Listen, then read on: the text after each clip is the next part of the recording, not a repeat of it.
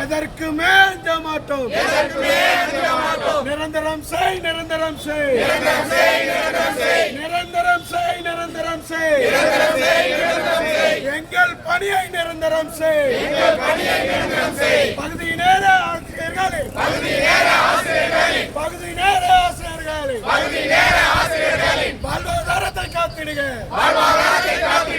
பகுதி நேரத்தை எடுத்துவிட்டு, பகுதி நேரத்தை எடுத்துவிட்டு நிரந்தர பணிகொடு.